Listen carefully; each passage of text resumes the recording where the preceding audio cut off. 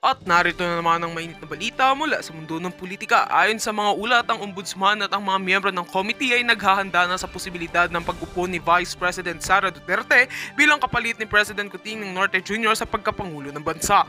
Ang isyong ito ay nagiging sentro ng mga usapan sa bansa matapos ang mga ilang controversial na pangyayari. Ipinahayag ng mga sources sa loob ng gobyerno ng mga ilang hakbang ay isinagawa na ng ombudsman at ng mga miyembro ng committee upang tiyakin ang proseso ng pag-upo ni Vice President Sara Duterte bilang bagong Pangulo ay magiging maayos at ayon sa batas. Kasama sa mga hakbang na ito ang pagsusuri ng mga legal na aspeto pati na rin ang mga kaukulang dokumento upang matiyak ang tamang succession. Kung saan, sabi ng mga insider, abala ang mga opisyal sa pag-audit ng mga records at sa pag-revise ng mga protocols. Ipinagdiinan ng ilang mga eksperto na ang usapin ng succession sa gobyerno ay isang komplikadong proseso at kailangan tiyakin na walang magiging problema sa pagtatalaga kay VP Sara bilang bagong Pangulo. Sakaling mangyari ito, ayon pa sa kanila, ang mga ganitong sitwasyon ay hindi pangkaraniwan at kailangan paghandaan ng mabuti. Ang isyu ng posibleng pag-upo ni VP Sara Duterte bilang Pangulo ay nagmula sa mga espekulasyon tungkol sa kalusugan ni President Marcos, pati na rin ang ilang mga isyu ng pamamahala. Bagaman wala pang formal na pahayag ang Malacanang, patuloy na sinusubaybayan ng publiko ang mga hakbang na ginagawa ng mga kinauukulang ahensya. Ibinukas ng ilang politiko sa posible itong magdulot ng malaking pagbabago sa kasalukuyang pamamahala. Patuloy ang ating pag-monitor sa mga susunod na kaganapan hinggil sa isyong ito. Ang mga hakbang na isinagawa ng ombudsman at ng committee ay magiging mahalaga upang matiyak ang isang maayos at legal na transition sakaling maganap ang pagbabagong ito. At yan nga ang mga balitang ating pagkakatutukan, at kung bago ka pa lamang sa aking channel ay huwag kakalimutang mag-like, share and subscribe para updated ka sa aming mga bagong balita dito sa Tatak Pinas.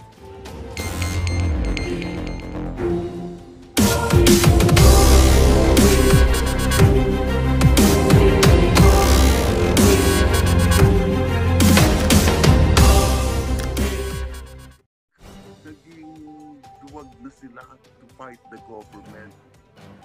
Kaya sa hopefully I'm not encouraging sedition or anything. Oh yes. Pero yung in a peaceful way, katulad ng Prayer sinabi, rally. lumabas na sila sa kalye, magpakita na sila na hindi tama ang ginagawa ng gobyerno ito ngayon. At saka yung persecution na ginagawa nila sa mga Duterte, na And sa vloggers. sobra na, oo.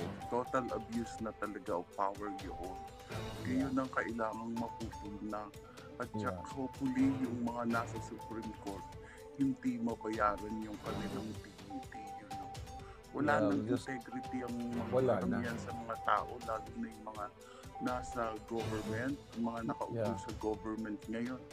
Lahat yung mga mukhang pera, masasabi talaga sa kanila, na mga mukhang pera sila talaga.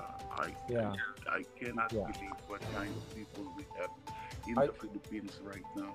I hope, tita, maganda ang 2025 natin. Magkaroon na nga ng pagbabago dahil ngayon, alas 12 na sa Pilipinas. Kaya Happy New Year sa lahat ng mga nasa Pilipinas. Tita, thank you. I'll see you and talk to you. Text tayo. Thank you so much po. Okay. Bye-bye. Bye-bye. Alright. So mga kababayan, alas 12 na dyan ng midnight dyan sa Pilipinas. Kaya naman, Happy New Year sa inyong lahat. So si FBP, ready ka na ba? Hindi kita nakikita.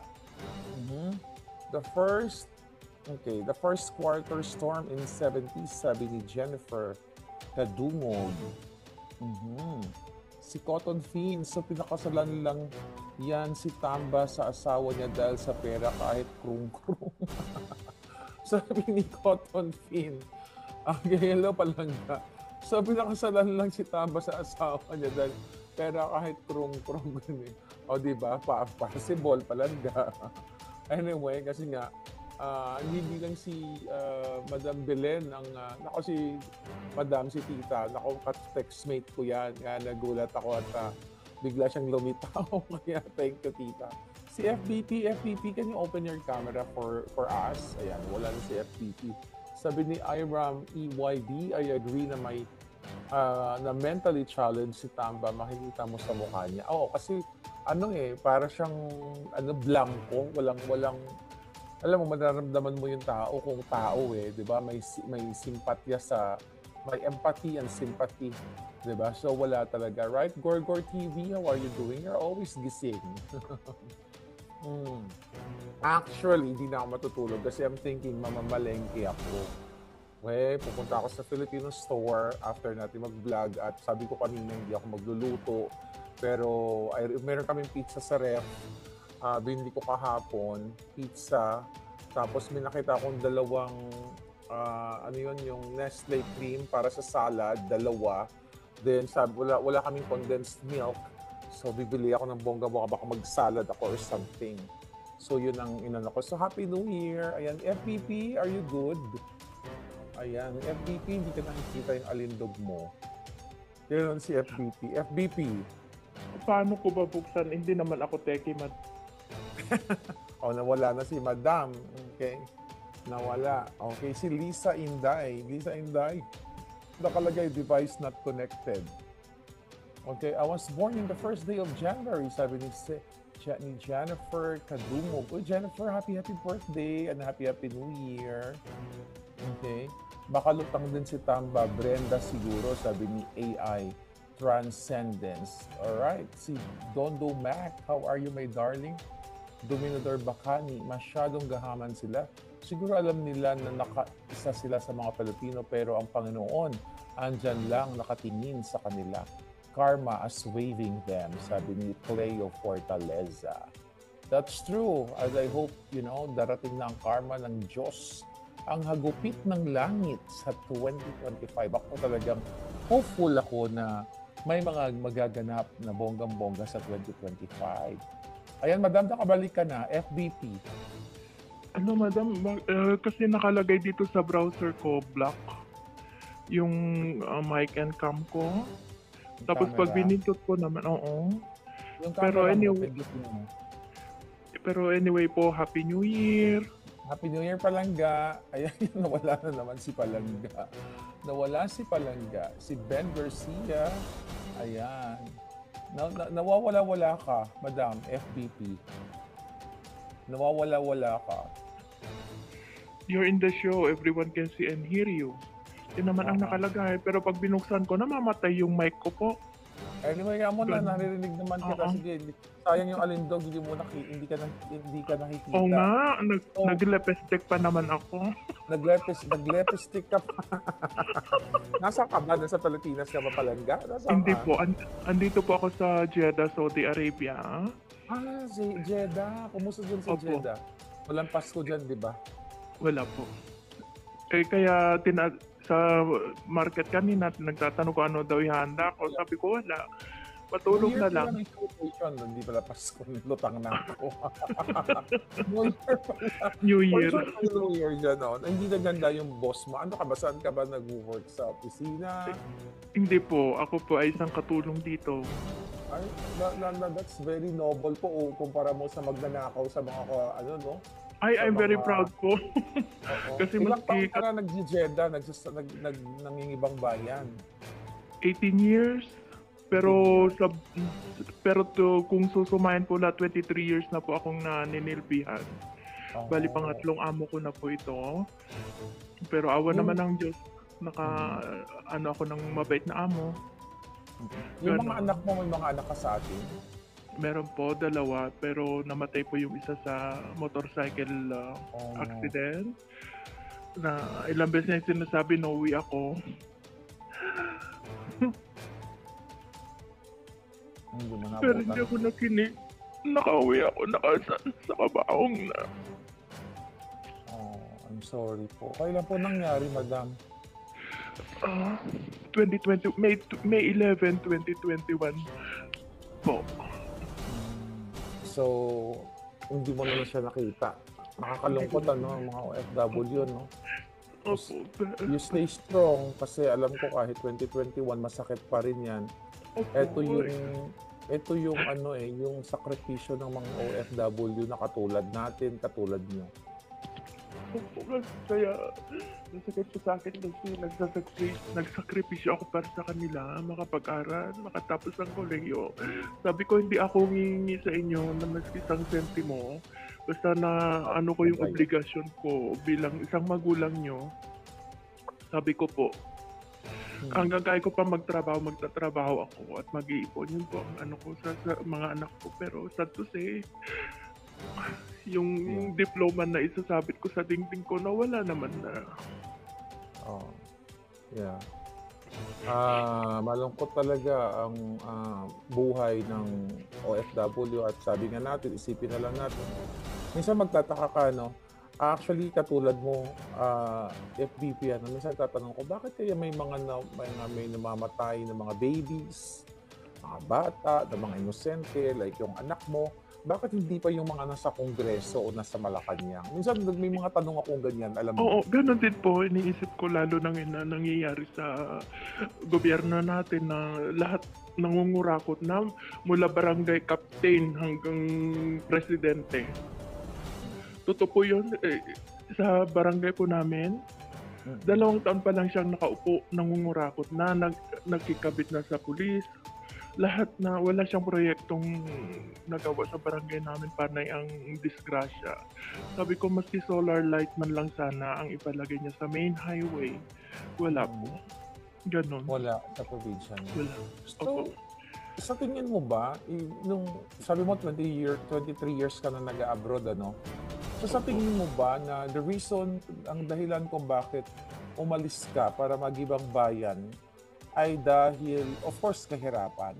At Opo. meron talagang malaking role na hindi ginampanan ng gobyerno para not only para sa iyo kundi sa mga OFW at sa bawat Pilipino. Opo. Una-una po, battered wife ako. Oh my God. Oo. Iyon po ang isang dahilan na talagang isinakribisyo ko ang mga anak ko. Yung para lang makano na kailangan patunay ko matatayo ako sa sarili kong paa para matulungan ko mga anak ko. Mga ganun po. Tapos, yun nga, maghanap ka ng trabaho, ang daming requirements, kailangan college graduate ka, lahat-lahat.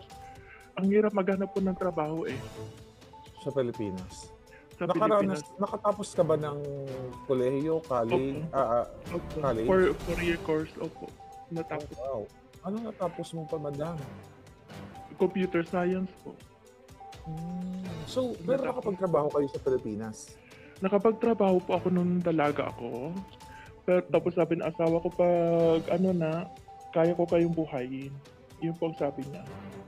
Tapos, kamulat-mulat, hindi naman siya good provider din, pero yun nga po, cheater siya. Battered wife po ako, cheater na battered wife. Maski po nitong lately na nawalan kami ng anak, imbes na tumino na siya, pero tuloy pa rin yung pambababae niya. Hanggang nabot. Kasal kayo? Kasal po kami. Hindi kayo naghiwalay? Hindi po. My God, grabe, isa kang martir. At Grabe, yung ang dami yung ko anak yung isa, ilang taon na? 27 na po, may sarili na rin pong pamilya. Oo, may trabaho din pero hindi naman po kalakihan. Alam nyo na po sa gobyerno. Tumutulong ka pa rin. Opo, tumutulong pa rin po ako. Oo. Kaya nga Taon sabi ka na ko- palangga, if I may ask kung okay lang. 57 na po ako. Bata pa yung 57. Ang importante sa kabila ng mga problema sa buhay, na mga napagdaanan mo, sabi nga nila life is a choice naman. So, I don't know paano mo hinahandle pag umuwi ka, pero ang importante may trabaho ka dyan, may pera ka na pumapasok, and make yourself, happy by talking with your mga anak, sa isang anak mo o mga apo mo o mga kaibigan. Yun naman ang essence ng buhay Family. Kung yung anak mo, every time, may internet naman, kausapin mo madalas, or you do things na makakalibang sa'yo, magpapakasaya sa'yo. Kung ganyan yung asawa mo na hanggang ngayon binibigyan ka ng problema, dapat yan sa 2025, itapon mo na yan palanda. Hindi na po ako nagpaparamdam sa kanya. Siya ang nag-block sa akin. Hindi ko na po kinontact 2 years ago. Ayoko na pong, sabi ko kailangan ko na mag-alis ng helmet. Yes. Kasi grabe na yung ginawa niya sa akin. Yung pambabae niya dapas, napatawad ko po eh.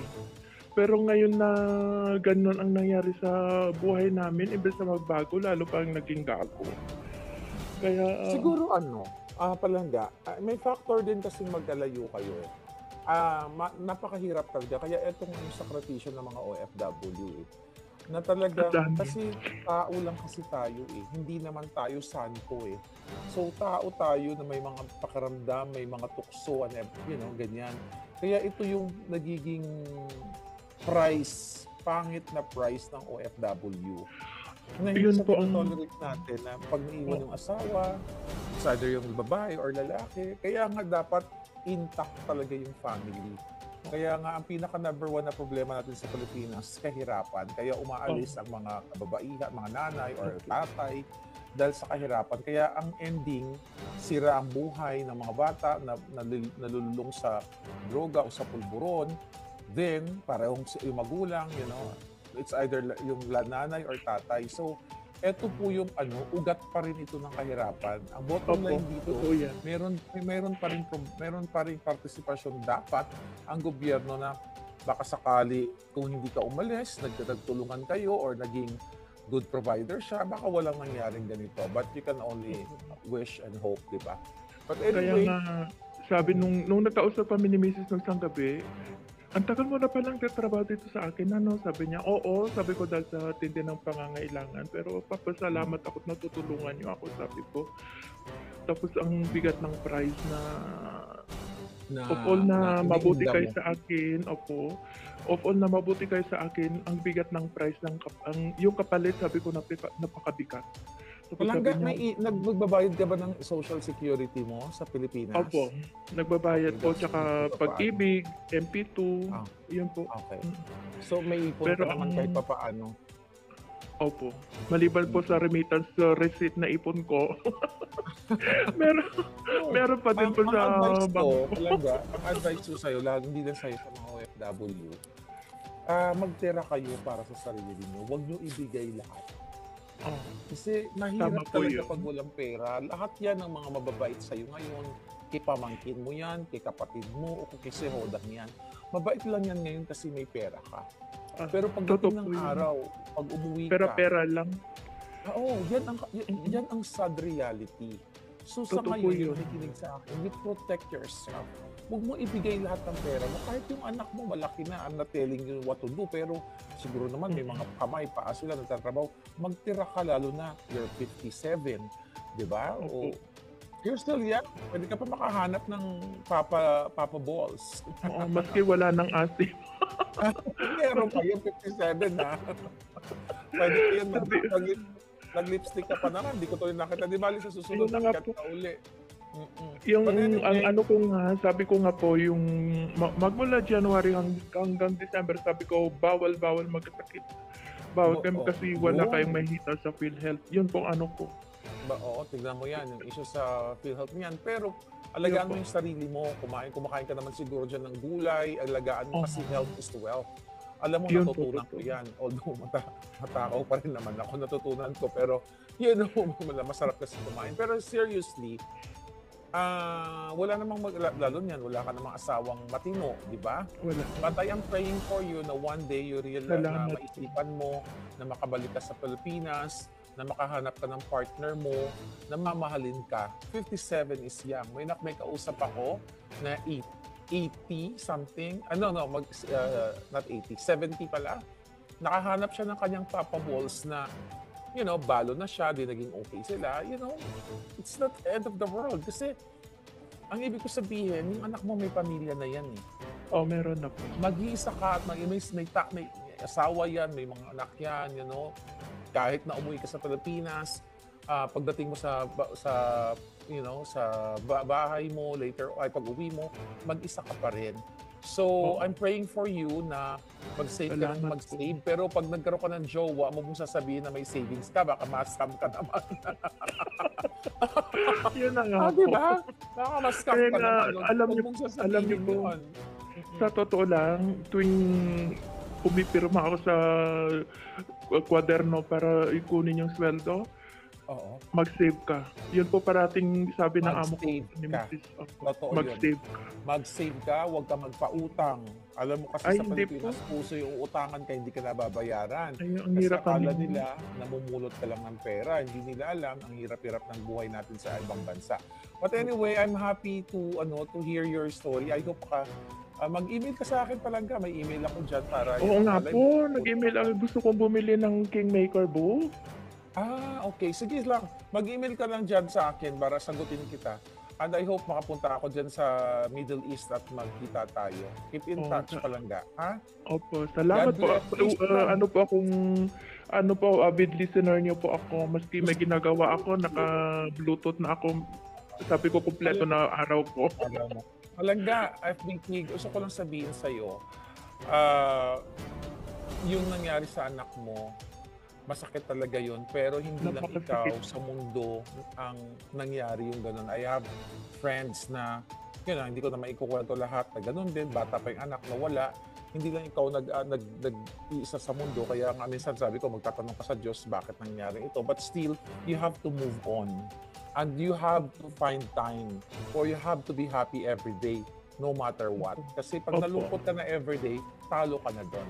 Anyway, Malapit thank ko lang you. akong kunin yung buhay, yung buhay ko noon eh. Pero sabi Ano ko, gagawin? pero hindi ko na ginawa. Sabi ko, hindi ko po tinanong ang Diyos. Ang sabi ko, gawin niyo po ako malakas para harapin itong pagsubok na ito. Yun pang ko, hindi ko po kinestyon ng Panginoon. Kasi alam ko po na lahat ay May nakaprograma. dahilan.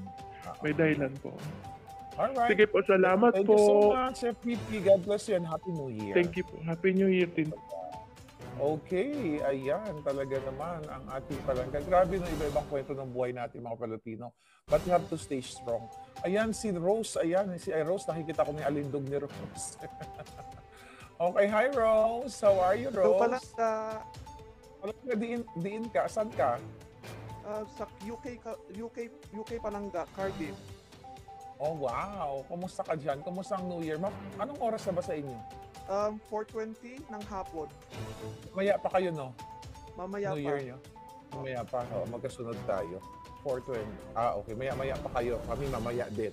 Anyway, so kumusta ka na? Kasi ang topic natin dito, well, kahit ano na lang, kung ano gusto mo ikwento, pero this is baliktanaw sa mga pinaka-trending na balita. Anong maisi-share mo? Anong trending na balita ang hindi mo malilimutan?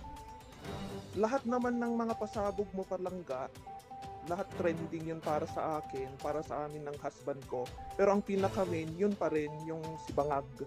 Yung in-expose mo yung video, yun yung pinaka, yun pa rin ang pinaka sa akin, para Masaya, sa na parang nakakalungkot ba? Dahil siyempre, lalo na sa Pilipinas, mga pamilya din namin sa Pilipinas, alam mo yun. Yeah. Ilang years ka na dyan, Rose, sa UK? 20 years Nakapag-download ka Palangga. na ba ng Sendwave? Yes, Palangga. Okay, good. Mula Di ba nung- mataas ang exchange rate, di ba? Oo. Okay, great. Mula nung in-announce mo dati, doon ako ng Sendwave.